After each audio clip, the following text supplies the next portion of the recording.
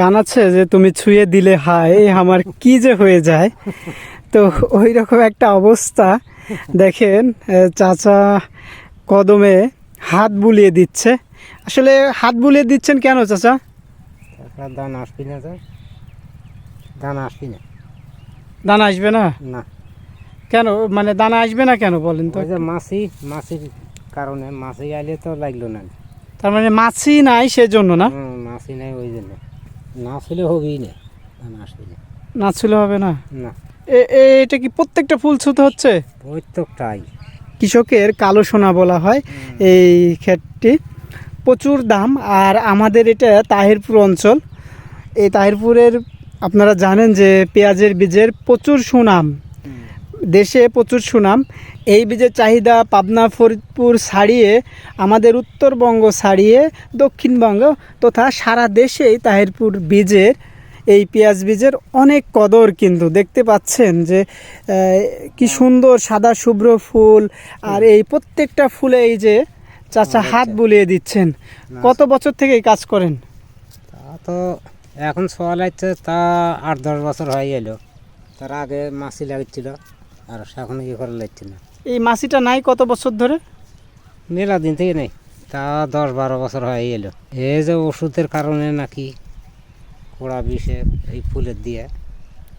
আচ্ছা চাচা যেমনটা বলছিলেন যে কোড়া বিষ ওষুধের কারণে, কারণ এই গাছগুলোতে ছত্রাকনাশক স্প্রে করা হয়, বিভিন্ন কীটনাশক স্প্রে করা হয়। এই কীটনাশক স্প্রের ফলে এই ফুলে যে মৌমাছি আগে বসতো, প্রতিনিয়ত বসতো, এখন কিন্তু দেখবেন যে পুরা জমিতে কোথাও মৌমাছি একটা মৌমাছির ছিটে ফোটাও নাই। এর অন্যতম কারণ এই যে কোড়া কীটনাশকের কারণে মৌমাছিগুলো মারা যায়।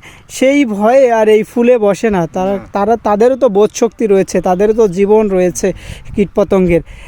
সুতরাং সেই কারণেই মাছিগুলো বসে না। চাচা এই যে এখন কিন্তু পড়ন্ত দুপুর, মাহে রমজান চলছে, মাহে রমজানের শেষ দশকে আমরা রয়েছি। পড়ন্ত বিকেলে চাচা রোজা রেখে দেখতেই পাচ্ছেন যে কতটা কষ্ট করছে। মানে কৃষকের জীবন যে কতটা কষ্ট বহুল জীবন, সেটা কৃষকই জানে।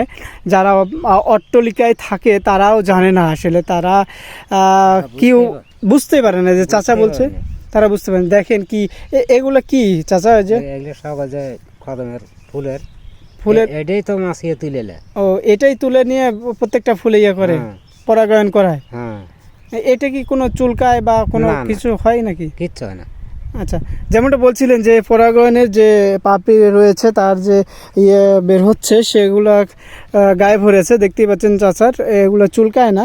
কিন্তু প্রত্যেকটা ফুল এইভাবে কতটা পরিশ্রম করতে হয়, হাড় ভাঙ্গা পরিশ্রমের ফলেই এই বীজটা কৃষকের ঘরে আসে। এই জন্য এই বীজকে বলা হয় কৃষকের কালো সোনা, সোনার মতো, গোল্ডের মতোই আর কি দামি।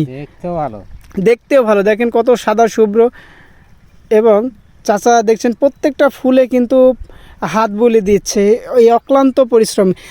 আমি সবসময় কৃষকদের কথা বলে থাকি এবং কৃষকদের সাথে রয়েছি, কারণ আমিও মূলত কৃষিকাজ করি, সেই জন্য কৃষকের কথা বলি, কৃষকের সুখ দুঃখের কথা বলে থাকি। তো আসলে কৃষকের কৃষিকাজ করতে হয় 12 মাস, এটাই হচ্ছে নিয়ম। তো আপনাদের এই ভিডিও দেখাচ্ছিলাম, যদি ভালো লাগে তাহলে অবশ্যই শেয়ার করবেন, লাইক কমেন্ট করবেন এবং মানে এটা ছড়িয়ে দিবেন, অন্যকে দেখার ব্যবস্থা করে দিবেন। এবং যারা চান তারা অবশ্যই আমাদের তাহিরপুরের বীজ নিতে পারেন, তাহলে যোগাযোগ করতে পারেন। আমি যোগাযোগের ঠিকানা বলে দিচ্ছি। এটা হচ্ছে তাহিরপুরের তেবাড়িয়া, পশ্চিম তেবাড়িয়া গ্রাম, এই বিলে রয়েছে। এটা আড়োয়েল, তারপরে তেবাড়িয়া, খলিশাখড়ি, এর মাঝখানে এই বিলটাতে এই পেঁয়াজ, প্রচুর পরিমাণে পেঁয়াজ হয় এবং বীজ উৎপাদনও হয়।